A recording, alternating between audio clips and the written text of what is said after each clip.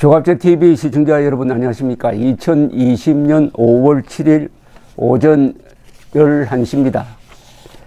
저는 1945년생이니까 해방동이라고 불리는데 흔히 저희 세대를 이렇게 표현합니다. 배고픔을 아는 마지막 세대이자 풍요를 즐기기 시작한 첫 세대다. 그래서 하나의 가교 역할을 한다. 저희 세대에서 하나의 키워드가 있습니다. 그것은 여공이란 말입니다. 여공. 일본에서 만든 말인데 여공이란 말은 여러 가지 추억을 갖게 합니다. 저는 세계에서 여공들이 가장 많은 공장에서 근무한 적이 있습니다. 1976년에 제가 신문사에 다니다가 포항석유는 경제성이 없다는 글을 썼다가 잘린 적이 있습니다. 그래서 취직했는데 그 취직한 회사가 세계에서 가장 큰 신발 공장이었습니다. 여러분 거기가 어딘지 아십니까? 부산입니다. 부산 사상공단에 있었던 국제상사 공장에 취직을 했습니다. 그때 여공이 전체 종업원 한 22,000명 중에서 70%를 차지했고 그 70% 중에서 또 70%가 나이가 17, 16 뭐 요 무렵 되는 연령층이었습니다. 그때 박정희 대통령이 그 여공들을 위해서 학교를 하나 만들어라 이렇게 됐습니다. 그래서 산업체 특별학교라는 것을 만들었습니다. 그 학교 만드는데도 제가 기획실에서 관여한 기억이 있는데 요사이 여공 출신 국회의원이 등장했습니다. 이분이 어딜 가든지 지금 화제가 되고 있습니다. 여공 출신일 뿐만 아니라 변호사 출신입니다. 또 결혼을 안 했는데 새 아이를 데리고 있어요. 새 아이가 다 입양합니다. 이런 역전 드라마의 인생을 가진 사람은 앞으로 이 대통령감이라는 생각이 듭니다. 앞으로 대통령감은 몇 선 했다 이걸로 따지면 안 됩니다. 이제 나이로 따질 때도 지났습니다. 특히 우파는 뭘로 따져야 되느냐?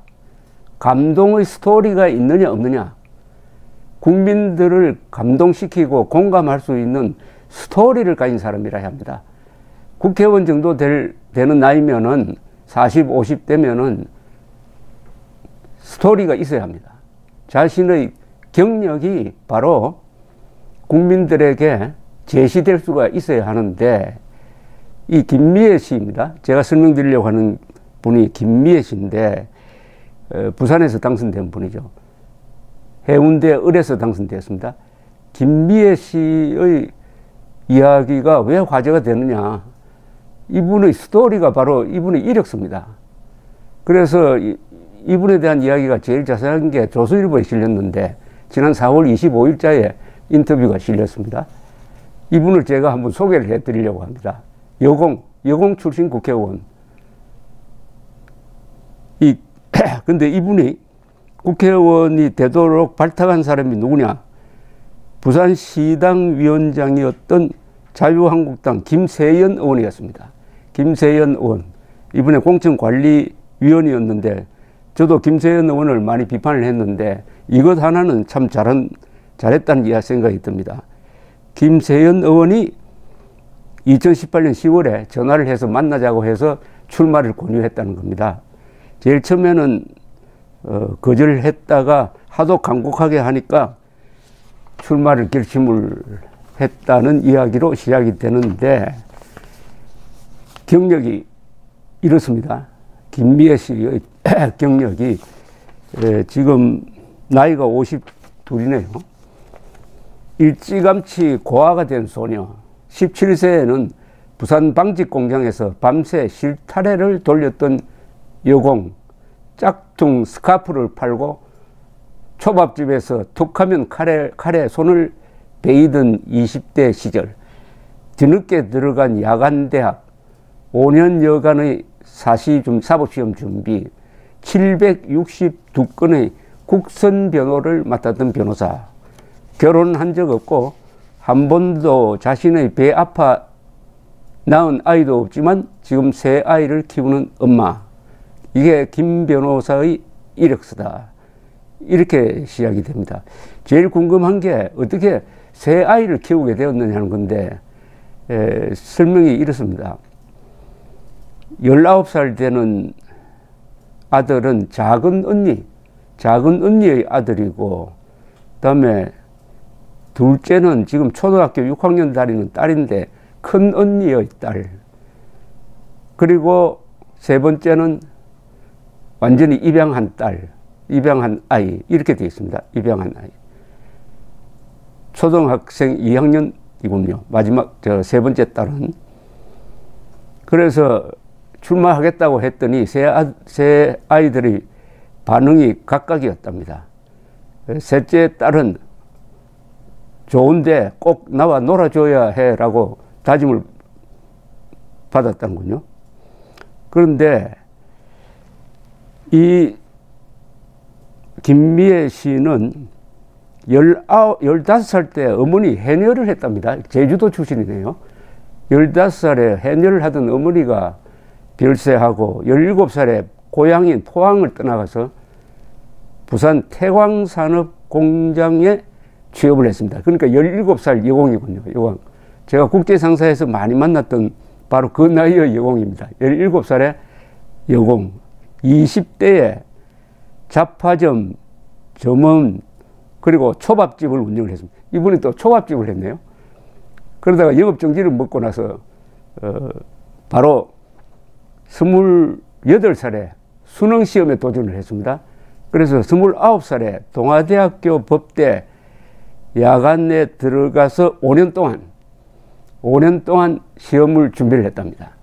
이때가 가장 행복했다. 왜냐하면 이 앞에 보니까 생활전선에 있으면서 돈벌이를 하는데 29살에 이제 5년 동안 도서관 햇볕 잘 들어오는 데서 앉아가지고 공부만 하니까 그렇게 좋았다는 겁니다. 그리고 이분이 이 사법시험에 합격한 다음에 지금까지 이 동아대학에 1억 원을 기부를 했답니다. 1억 원을 기부를 했다.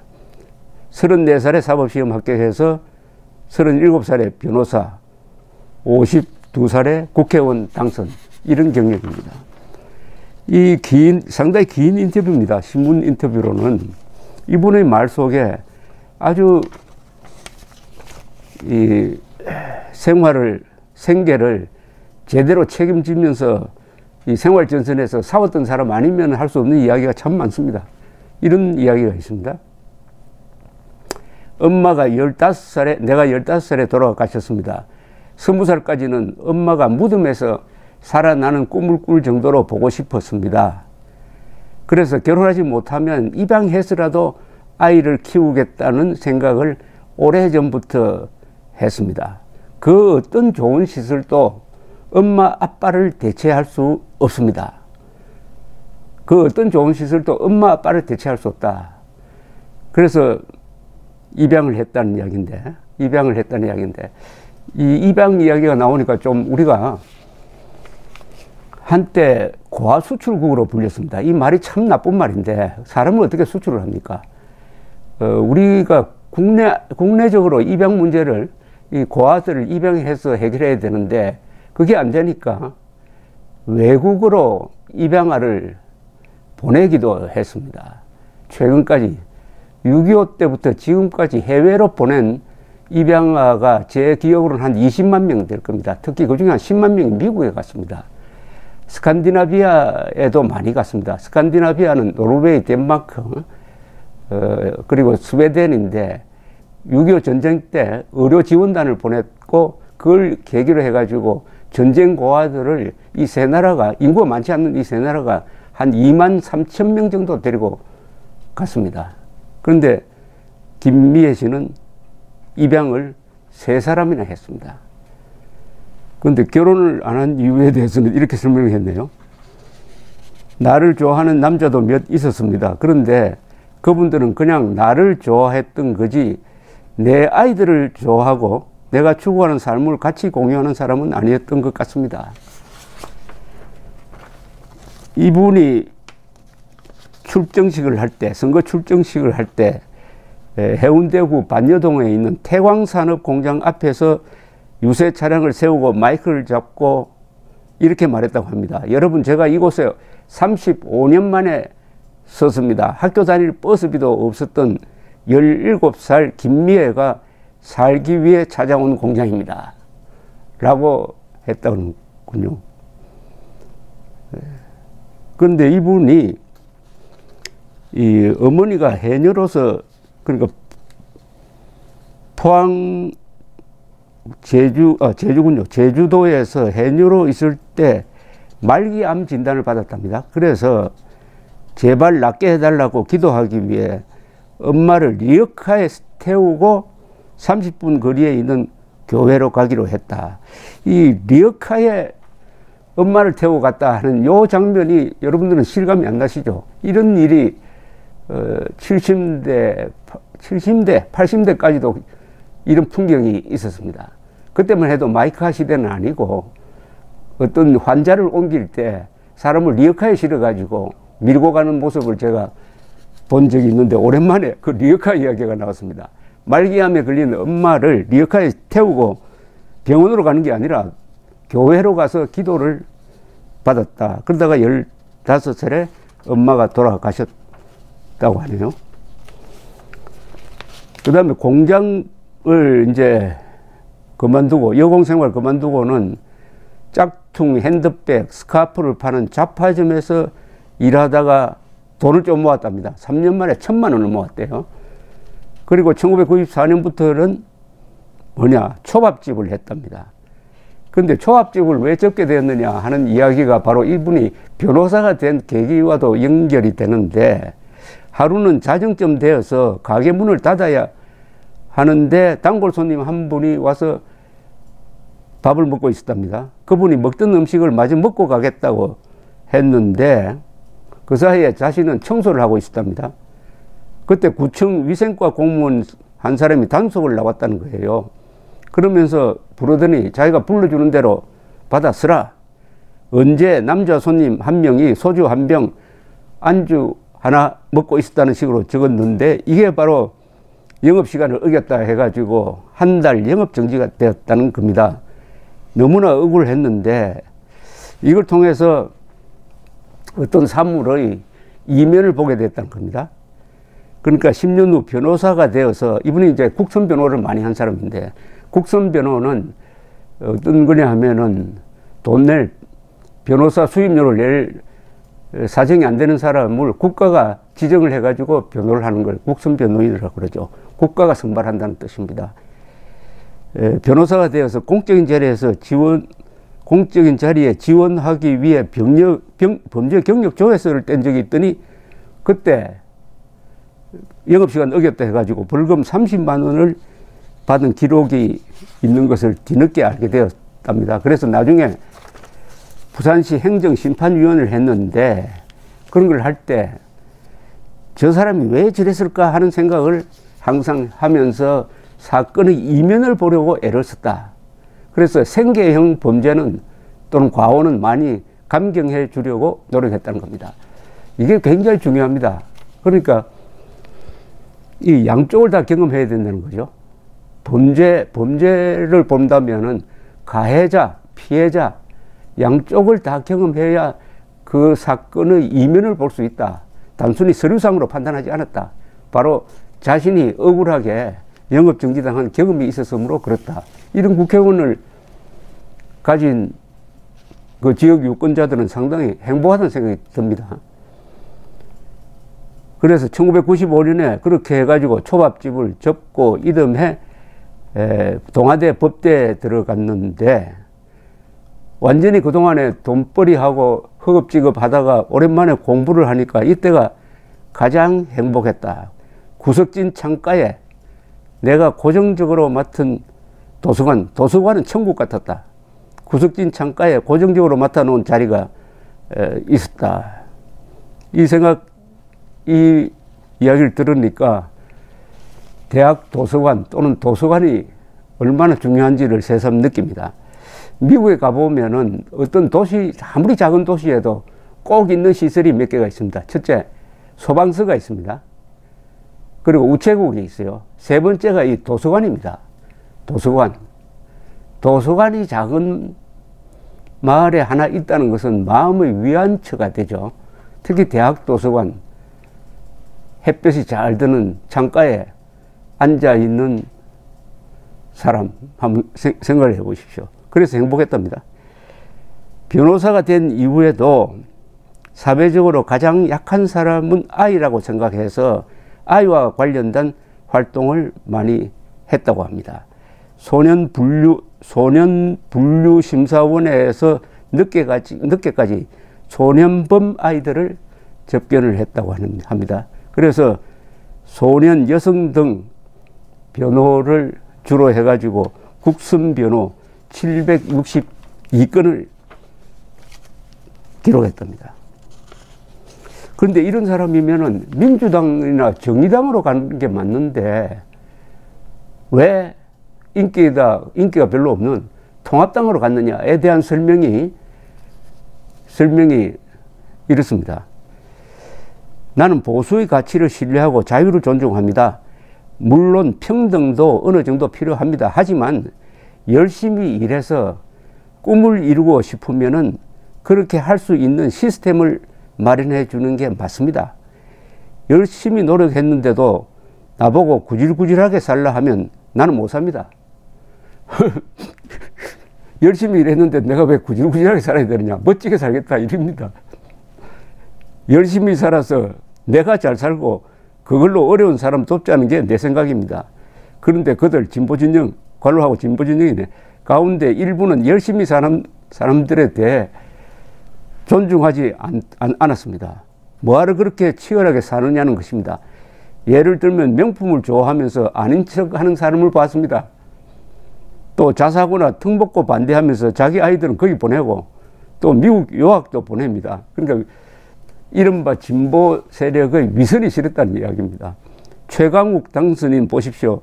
일제차 렉서스 탄다는데 난 그럴 수 있다고 봅니다. 그런데 그러면서 자기만 옳은 척 대중을 선동합니다. 그런 식으로 사는 게 역겨웠습니다. 나처럼 가난하게 태어난 사람이 부자로 살고 싶은 것은 자유입니다. 박수 받을 일이지 비난받을 일이 아닙니다.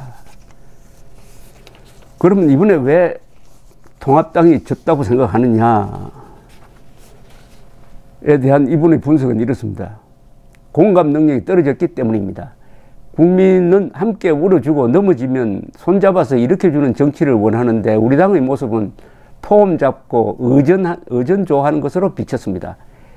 1년간 선거 준비하면서 봉사활동을 많이 했는데 그때 참 힘든 게 있었습니다. 나는 온 힘을 다해 봉사하기를 원했습니다. 산불이 났던 운봉산에 직접 올라가 잔불 정리를 했습니다. 급식 봉사를 가서 식판 나르고 설거지 했습니다. 그런데 일부는 별나게 하지 말라고 하더군요. 쓰레기 주우러 가면 열심히 쓰레기 줍는 것 말고 사람들 쳐다보고 인사하라고 했어요. 봉사하러 가서 실제로 열심히 하는 게 별난 거라는 게 통합당 분위기였다는 이야기입니다. 이 기자가 마지막 질문이 이렇습니다. 대한민국에서 사다리가 끊어졌다고 생각하는 사람들에게 하고 싶은 말이 없느냐에 대해서 김미애 당선자는 선거운동 막판 저녁 시간에 카페나 음식점을 찾아 젊은 사람들을 만났습니다. 그들에게 내 이력이 적힌 명함을 내밀고 살아온 이야기를 했습니다. 20대를 만나보니 10명 가운데 9명은 내 말에 공감했습니다. 정말 힘들 때 꼭 전화하라고 했습니다. 20대는 우리 당을 지지하지 않는다고 막연히 생각했는데 좀 더 열심히 이들을 만나지 못한 것을 후회했습니다. 그들에게 공평한 세상을 만드는 정치를 하겠다. 국회에 들어가면 로스쿨을 가지 않고도 변호사가 될 수 있도록 예비시험을 도입하는 법안을 발의할 예정입니다. 여러분 어떻습니까? 이런 사람이 대통령감 아닙니까? 꼭 4선, 5선 해야 됩니까? 이제 통합당은 제로 베이스에서 출발해야 됩니다. 감동 스토리가 있는 사람을 찾아내야 합니다. 감사합니다.